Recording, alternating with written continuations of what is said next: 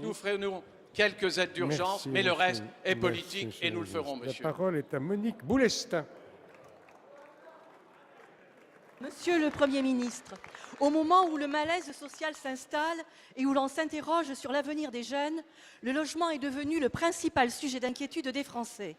Parmi les publications récentes, la Caisse nationale d'allocations familiales vient de communiquer une étude où il apparaît que les jeunes, qui gagnent pourtant beaucoup moins que leurs aînés, paient en valeur absolue des loyers 4 fois plus chers. Entre le loyer, la caution à verser, les garanties demandées, les jeunes ont du mal à se loger décemment et en sont réduits à recourir à ce que l'on appelle communément le système D. On en arrive ainsi à une situation aussi absurde que paradoxale. Le choix du logement conditionne de plus en plus celui de l'emploi. Les jeunes sont aujourd'hui soumis aux exigences contradictoires d'un marché du travail qui demande mobilité et flexibilité et d'un marché du logement qui reste rigide et exigeant. On en vient même à demander une caution parentale à des salariés trentenaires en CDI.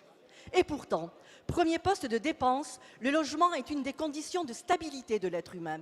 Source de sécurité, il lui permet également de se projeter dans l'avenir, c'est-à-dire de construire non seulement une vie professionnelle, mais également une vie de couple, une vie de famille.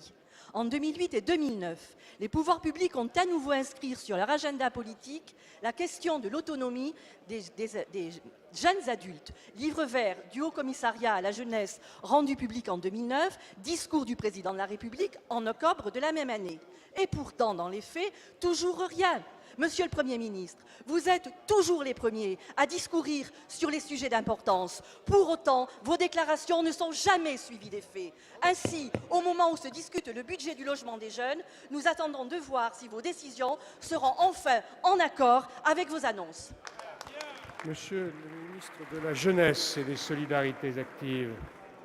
Monsieur le Président, Mesdames et Messieurs les députés, Madame la députée, vous avez à juste titre prononcé le mot d'autonomie des jeunes. C'est bien dans le cadre du discours Agir pour la jeunesse en septembre 2009 que le Président de la République avait lancé un plan qui consistait à concentrer l'action sur les leviers essentiels qui fondent l'accès à l'autonomie des jeunes, en particulier l'orientation, la formation, bien sûr, mais aussi l'accès au logement et l'accès facilité à l'emploi. C'était d'ailleurs la même philosophie que celle qui nous avait permis d'obtenir des résultats significatifs dans le cadre du plan de cohésion sociale, reconnu par la plupart des acteurs objectifs.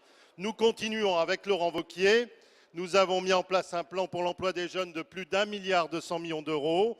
Il y a eu 50 000 apprentis embauchés dans le cadre du dispositif zéro charge apprenti. Il y en a eu 88 000 dans le cadre de la prime supplémentaire par apprenti supplémentaire.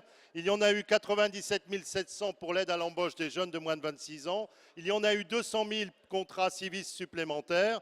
Et nous avons également réalisé les 11 000 places d'école de la deuxième chance pour les jeunes qui ont eu un premier échec et à qui on redonne une deuxième chance dans leur vie. Sur le logement, Madame la députée, sur le logement étudiant, nous avons réussi à atteindre 13 000 places de logements supplémentaires avec Valérie Pécresse, ce qui porte depuis 2007 les logements supplémentaires mis à la disposition des Crous à 44 000.